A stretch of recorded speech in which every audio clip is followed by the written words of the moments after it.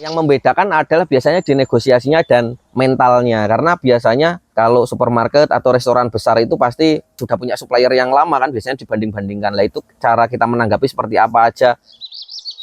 Kalau untuk selada saja kita targetnya anak-anak itu 4 ton ya. 4 ton kita per hari itu bisa 130 sampai 140 kilo untuk selada. Kalau untuk sayur pack kita sekitar 4.000 satu bulan. Kalau omset dari sayurnya itu ya 60 juta satu bulan, paling sedikit, paling banyak 100 jutaan lah. Perkenalkan, nama saya Rahmatul Hafid, biasa disebut Hafid ya, atau Mas Pit biasanya. Saya dari Kota Semarang, Jawa Tengah, Indonesia. Semarangnya tepatnya ada di Kecamatan Mijen, Kelurahan Mijen. Terus saya berprofesi sebagai petani sayuran hidroponik. Nama usaha kami di Pertani Agrofarm. Itu kami bergerak di bidang pertanian kekinian ya sebenarnya ya. Jadi di Pertani itu ada budidaya sayuran hidroponik, ada juga budidaya ikan nila bioflok yang di bawah naungan Pertani Fish ID ya. Tapi sama-sama masih di Pertani Agrofarm juga. Backgroundnya pertanian, saya kuliah di agribisnis Universitas Muhammadiyah Yogyakarta. Angkatan 2014, lulus 2018, alhamdulillah tepat waktu. Sempat kerja kita di salah satu perusahaan distributor pupuk pestisida di Kota Semarang 3 bulan. Setelah itu takut nganggur, kita juga sempat S2 juga di Undip agribisnis juga.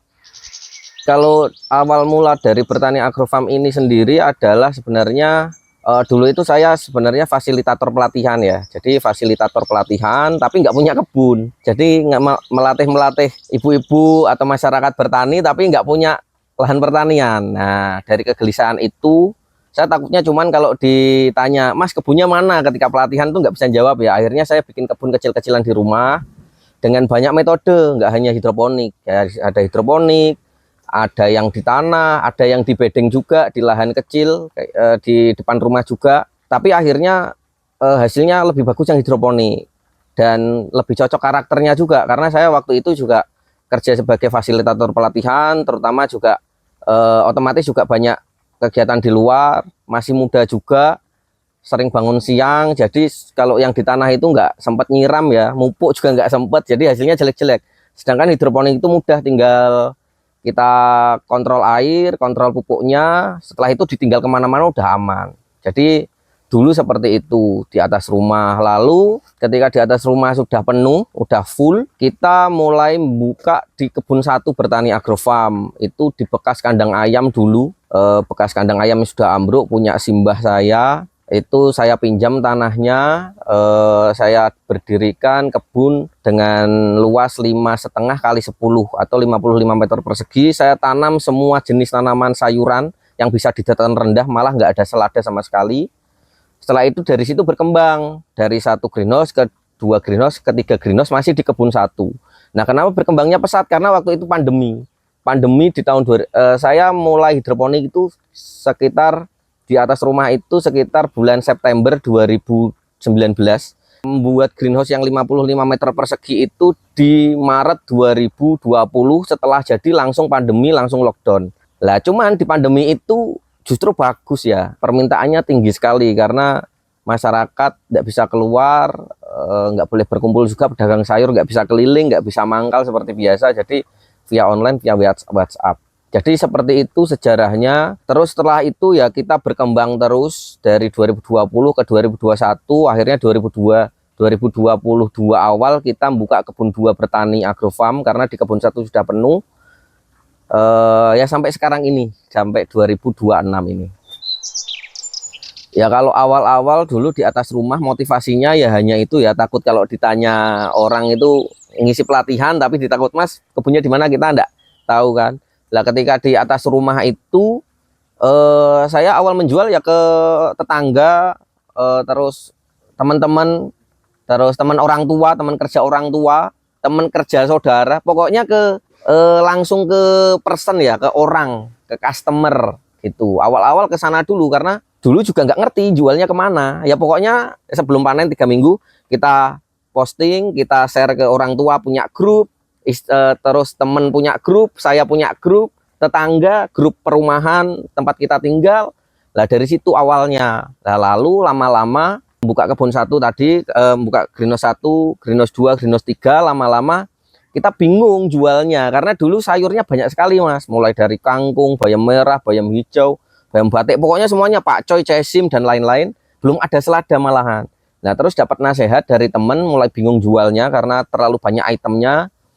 Dapat nasihat dari temen, coba Fit kamu nanam selada aja, terus tawarin ke kebab-kebab, ke burger-burger gitu, ke ikan bakar dan lain-lain catering.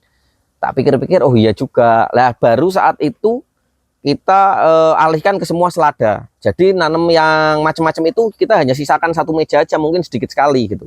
Lah terus mayoritas selada udah besar, terus kita mulai nyelesi ya, kalau saya nyebutnya nyelesi, muter-muter saya sendiri ke kebab-kebab dulu. Jadi semua kebab yang ada di kecamatan saya, kecamatan sebelah itu saya datangi, mulai dari metode malu-malu ya. Jadi kita dulu itu awal masih malu-malu ngefoto gerobak-gerobak kebab. Jadi siang kan kebab belum buka.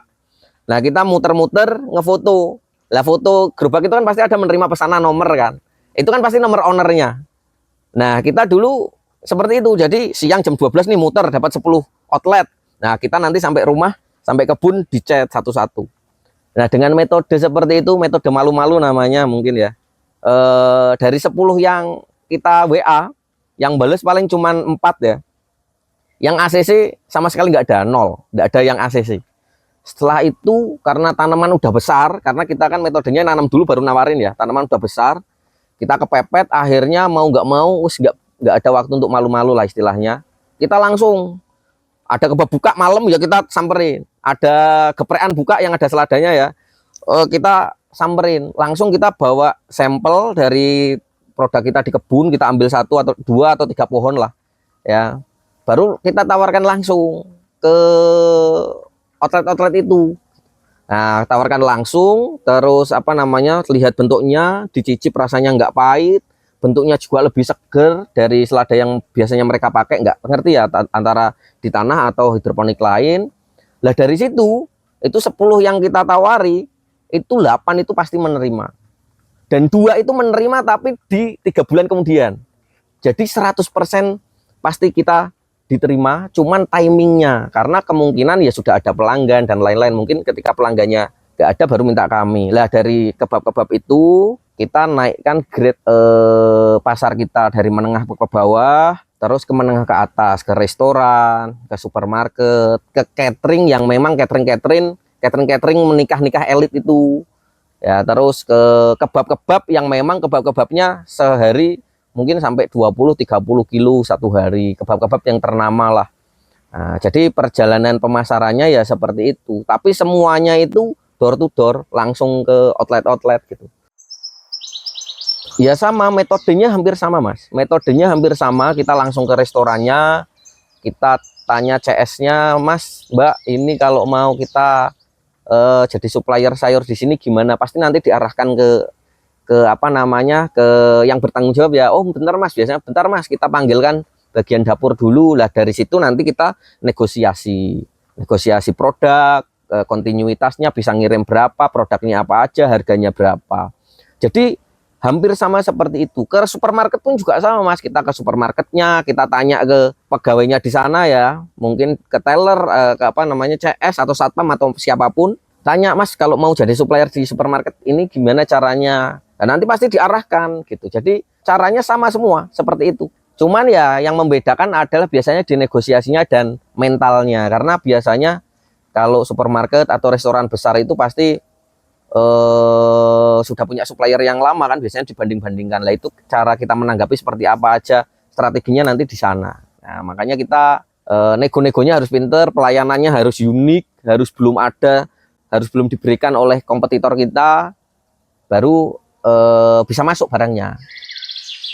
Kalau kebun sendiri itu sebenarnya saat ini ya untuk selada saja. Kalau untuk selada saja kita di kebun targetnya anak-anak itu 4 ton ya. 4 ton kita per hari itu bisa 130 sampai 140 kilo untuk selada. Kalau untuk sayur pack kita sekitar 4.000 satu bulan. Sayur packnya itu ada 11 komoditas ya. Jadi ada selada, dari selada itu ada selada hijau, selada merah, selada romaine, sama satu lagi OTW selada baby romaine sama selada endive, tapi itu belum masuk untuk saat ini. Tiga itu. Lalu bayam hijau, bayam merah, kangkung, sawi, ada sawi pakcoy, sawi caisim, sawi pagoda, sawi pakcoy putih. Terus ada kale, ada kailan, terus udah kayaknya itu aja sih. Kalau untuk supermarket kita di Aeon sama Istana Buah ya di Kota Semarang. Terus kalau restoran ya banyak lah kalau restoran. Jadi sebenarnya kalau dari omset ya Mas ya, sebenarnya bisa dihitung lah. Cuman kalau di pertanian seperti ini kan nggak bisa stabil ya. Sulit sekali ya. PR kami itu menstabilkan produksi yang sangat sulit. Seperti kita misal sudah tahu nih Desember bakal tinggi sekali, bahkan 6 ton pun kita bisa habiskan ya. Cuman kemarin Desember baru 4,5 ton gitu. Terus kita sudah pol-polan untuk produksi, terus nggak sesuai target. Jadi kalau omset itu ya sebulan paling sedikit ya di 60 juta. Kalau ini dari sayurnya aja ya tapi ya. Jadi kalau omset dari sayurnya itu ya 60 juta satu bulan, paling sedikit, paling banyak 100 jutaan lah. Kotor, masih kotor. Nah jadi di Pertani Agrofarm itu sumber cash flow-nya banyak ya Mas. Jadi selain kita jualan sayur, kita juga ada pelatihan. Kita juga ada jasa pembuatan kebun juga. Terus ada juga penjualan sarana prasarana produksi. Nah, jadi ada juga dari konten, jadi konten kreator juga, affiliate juga. Jadi alhamdulillah sosial media kami sudah monetize semua. Cuman yang saat ini baru optimal, baru paling optimal itu ya di pembuatan, jasa pembuatan kebun, terus sama penjualan sayurnya. Sama pelatihan juga sudah lumayan lah. Ya kalau pelatihan itu ada yang datang ke sini, ada yang online, ada yang kita diundang ke suatu daerah, misal mana untuk si kampus-kampus, sekolah-sekolah, macam-macam lah. Paling jauh dari Kalimantan pernah, dari Lampung ada, dari Bali juga ada, yang langsung datang ke sini ya. Kalau yang online dari timur aja banyak, dari barat, ujung barat juga ada. Pada kenalnya kita itu ya dari sosmed itu sendiri, makanya alhamdulillah ya kita punya sosmed juga, jadi bisa untuk sosialisasi ke banyak orang. Kalau budidaya ikan itu ya kita itu kan juga ada, itu di Bertani Fish ya, di Bertani Fish, tapi itu pengelolanya udah adik saya, bukan saya sendiri. Kalau yang tadi yang saya sebutkan itu saya sendiri, masih saya handle sendiri. Hitung-hitungnya udah beda, karena kita ya pengennya bertani itu sektornya banyak Mas, bukan hanya di pertanian sayur ya. Ini ada ikan yang udah jalan ke depan, mungkin tahun ini kita bikin melon juga, nanti bikin unggasnya apa ya, terus macam-macam lah. Kalau saya bilang kayak saya riset ya di Semarang itu banyak sekali lah. Kalau permintaan saya udah ngitung tapi nggak bisa tak sebutkan ya. Nanti kalau tak sebutkan keenaan yang nggak ngitung gitu. Tapi kalau saya hitung tuh banyak sekali. Kita target itu 30% pasar di Kota Semarang aja itu udah luar biasa gitu ya. Karena kita juga ngitung juga yang konsumsi selada masih tanah ya. Jadi konsumsi selada di Kota Semarang itu sangat banyak sekali perharinya. Saya ngitung perharinya itu masih banyak sekali. Kita masih sangat sedikit dan masih bisa berkembang gitu. Dan insya Allah target kita di tahun ini ya untuk selada hijau di 200 kilo per hari. Dan untuk di sayur pack harapannya mayoritas, kalau bisa semua supermarket di Kota Semarang itu ada produk kita lah.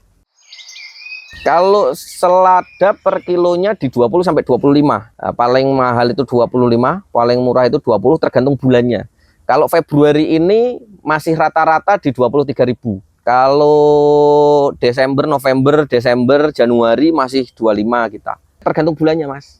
Ada bulan yang misal Juli itu biasanya sepi kan selada permintaannya ya, kita di-flatkan 20 semua. Kalau sayur pack macam-macam Mas. Jadi tergantung ya, ada yang 7.000 satu pack, ada yang 9.000 satu pack. Macam-macam tergantung jenis sayurnya. Ya kalau kami ya memang saat ini tuh Mas, selada, kalau khusus selada ya itu benihnya yang untuk cocok dataran tinggi itu impor semua. Ya kita pakai impor juga. Kita pakai dari Bejosit, ada Larabel, ini yang seperti di samping ini Larabel, ada juga Sonibel kita pakai juga kadang-kadang pakai Caipira juga, tergantung kondisi Mas. Kalau pas mendung sini kayak gini kita ya pakai Sonibel sama Larabel. Nanti kalau musim panas kemudian kita ganti Larabel, kita ganti sementel atau kita pakai Johnson. Kalau lagi mendung gini kita batasi ya Larabel sama Sonibel aja, sama satu lagi Caipira. Cuman sekarang harganya agak kemahalan ya, jadi kita switch dulu ke Sonibel. Toh juga hasilnya kemarin kita coba hampir sama dan harganya kan 3 kali 4 kali lebih mahal, jadi kita pakai yang paling efisien saja. Ya kalau Bejosit itu kan dari Belanda ya, cuman kan di Indonesia ada distributornya yang dari Indonesia. Kalau rencana ke depan, karena kita ada di dataran rendah, kita pengennya juga ada produk dataran tinggi. Kemungkinan akan buka kebun dataran tinggi untuk suplai produksi sayur-sayur dataran tinggi. Lalu ya dikembangkan lagi, ditingkatkan produktivitasnya, produktivitas tanamannya, lahannya. Terus kita sekarang itu kan kita modelnya ini Mas, apa namanya, pengembangannya adalah penambahan mitra produksi. Jadi di Semarang itu sudah sekarang kita punya 5 mitra produksi. Jadi nanti mereka itu fokusnya produksi, terus nanti hasil sayurnya pasti jual ke kami. Jadi pasti kita ambil. Nah, jadi ke depan di 200 kilo per hari itu selain kita nambah kebun sendiri, kita juga akan menambah mitra-mitra produksi kami seperti itu. Itu bagian dari manajemen resiko di kebun kami sih, seperti itu. Kalau semakin besar itu tantangannya di SDM sebenarnya, bukan di teknis ya. Ya SDM dulu, nanti baru ke teknis. Kalau dulu kita awal-awal mulai itu tanaman itu bisa bagus-bagus sekali ya, tanpa kita cek nutrisi, tanpa kita cek pH, itu tanaman bagus-bagus Mas. Karena kita sendiri yang langsung teknis, langsung turun ya. Jadi sangat peka kita, kepekaan kita terhadap tanaman itu sangat tinggi.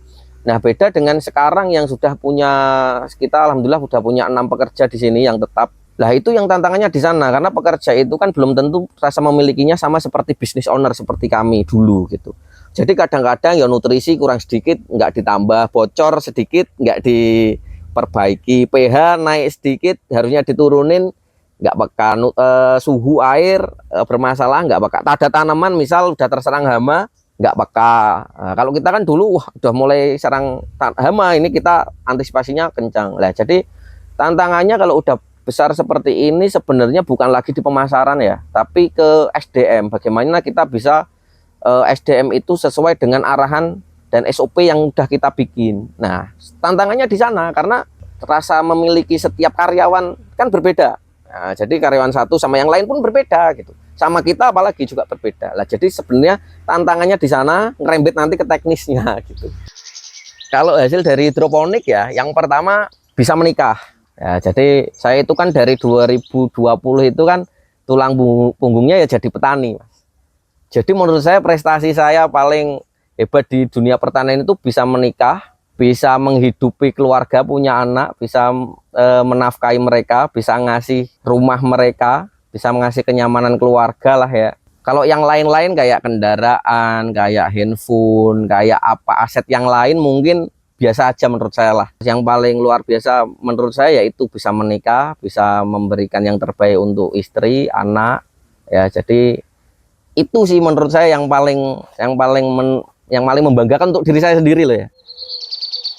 Kalau dari penghargaan yang saya terima itu sebenarnya yuk ada dari kita ikut lomba juga beberapa sempat menang dari Pemkot ya, Kota Semarang sendiri ya, udah 2 kali juara. Cuman menurut kami itu sebenarnya bukan itu sih tujuannya sih. Waktu saya ikut kompetisi itu saya juga pengen, tujuannya bukan menang ya, tapi tujuannya ingin tahu iklim dunia pertanian di Semarang itu seperti apa. Kan ketemu nih sama banyak orang ya, jadi itu aja tujuannya, cari temen, cari mentor, cari relasi. Ya kok menang ya alhamdulillah gitu. Jadi tujuan kami sebenarnya kalau prestasi itu kan cukup diakui orang lain aja lah, kita nggak usah mengakui kita berprestasi, cukup orang lain yang mengakui kita berprestasi atau tidak.